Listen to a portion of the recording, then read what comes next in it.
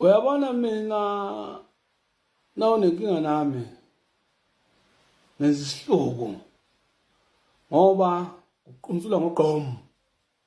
Ya, uqhuntsula ngogqom uhanjelwe ingqondo 26 months. Ukhumbule kudala sezingane ihlele etiyeleni ngibala imoto uthi eyami ebhekele. Ya, ugodole lapho khona. I-temperature ithi 93 degrees Celsius kuwe kuphela. Kodwa kubangani bakho beqimbile bonke bathe dlengelele bezokushisa kugodole wena. Wami kugqomo loyo.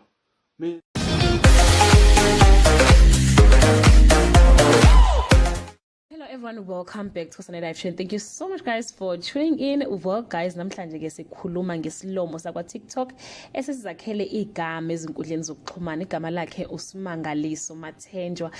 Uzalwe empangeni esikhawini wakhulela enseleni kodwa manje uthi ekhaya sekusemtuba khona eKZN.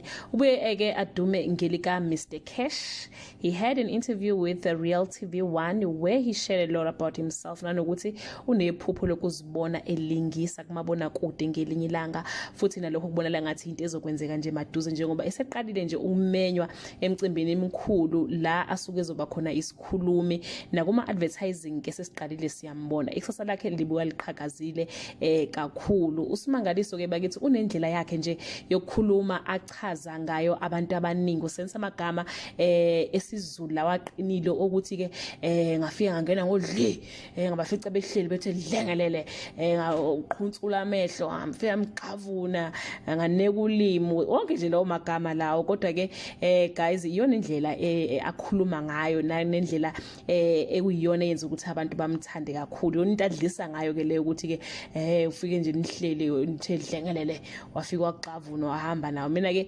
ngihlaya ngiqala ukubuka ama video akhe ngenxa yendlela ayipresenta ngayo content yakhe nangendlela agcizela ngayo amagama akhe isiZulu mangabe khuluma. He is a definition of a true Zulu man guys, if you know what I mean. Akakaganwa ke bakithi so ke ama CV usangawafaka kodwa ke uthi ke kubo umuntu wesifazana akaligqoka ibhluku so makoti nje ufaka ibhluku angeke azangene nesiketi kumele kube esingenzansi kwamadolo mangabe uyimise ngokuyogana lapha ke kaMathenjwa.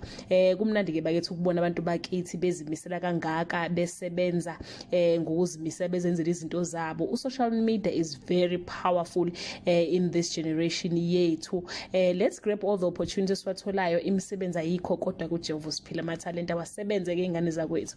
That's all I have for today. Let me know what you think about Simangaliso's content guys.